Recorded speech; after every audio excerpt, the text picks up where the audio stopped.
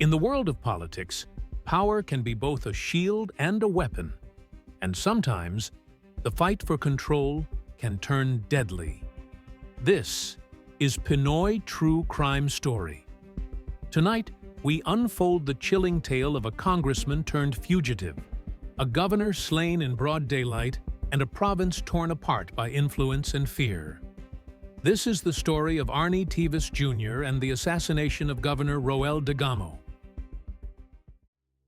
Negros Oriental, a province of sugarcane fields, old families, and long-standing rivalries. Here, power is inherited, influence is traded, and silence is often the price of survival. Among those who ruled this landscape was the Teves family, wealthy, connected, and politically entrenched. Arnolfo Arnie Teves Jr. grew up in that world. From the start, he understood how power moved, how favors built loyalty, and how fear maintained control. He was outspoken, bold, sometimes reckless, but always confident. People admired him, others despised him, but everyone knew his name. Then there was Roel Degamo, a man with a different kind of influence, soft-spoken, approachable, and fiercely dedicated to public service. He wasn't born into power, he earned it, and that made him dangerous to those who saw politics as inheritance. For years, their paths crossed like two storms on a single horizon, inevitable and destructive. In the 2022 elections, Degamo was declared governor after a long legal battle that overturned the victory of Henry Teves, Arnie's brother. That decision reignited old resentments. Behind every handshake, every smile at public events, there was tension. A province divided between two powerful clans. Then came March 4, 2023. It was a quiet Saturday morning in Pamplona, the hometown of the Degamos. Governor Degamo was at home, doing what he did best, meeting people who came for help. His home had become a place of hope for the poor and desperate. Mothers seeking aid, farmers pleading for seeds, students asking for scholarships. At around 9:30 a.m., a convoy of men in camouflage uniforms arrived. They looked official, organized, disciplined. They told security they were soldiers on a government mission. The guards let them in. Seconds later, gunfire erupted. The men opened fire without hesitation, bullets cutting through the air, hitting walls, vehicles, and people. Panic filled the compound.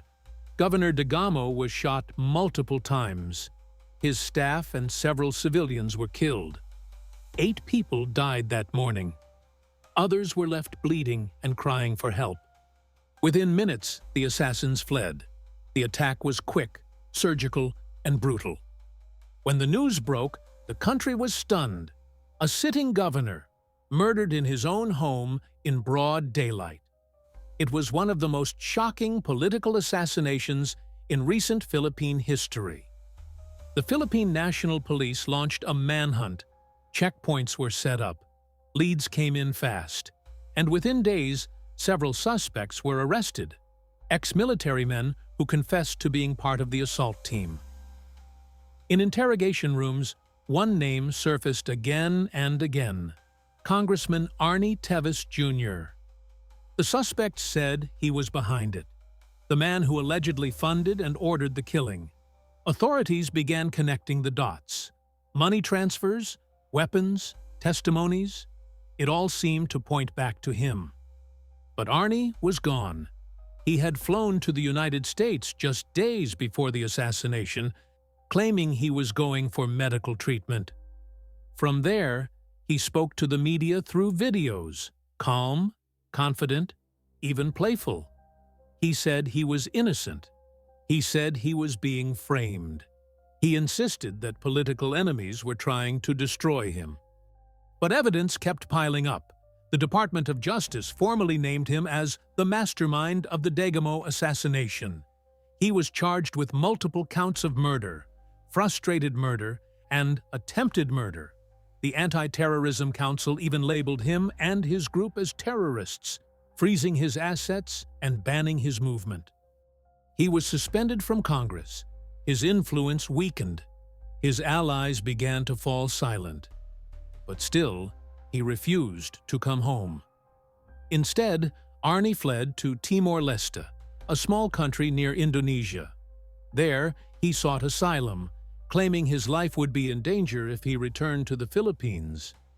For months, he lived quietly in Dili, the capital, as Philippine authorities fought to bring him back. At first, Timor-Leste's lower court approved his extradition, but his lawyers appealed. Then, in March 2025, the Court of Appeal overturned the ruling, denying extradition and allowing him to remain for a time. It seemed that Arnie had escaped the law again, but that victory was short-lived. In May 2025, Timor-Leste's Ministry of the Interior made a decision. They declared him an undesirable alien, his passport invalid, his stay illegal. He was arrested by immigration officers in Dili. Within days, they announced his deportation back to the Philippines. On May 29, 2025, after more than a year on the run, Arnie Teves Jr. was deported. His 10-year re-entry ban into Timor-Leste was made public. When his plane landed in Manila that night, he was immediately placed under arrest by the National Bureau of Investigation. He underwent medical exams and was booked.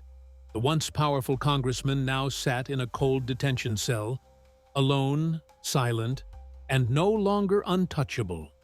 Outside, cameras flashed.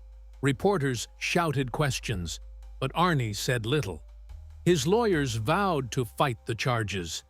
They claimed he would prove his innocence in court.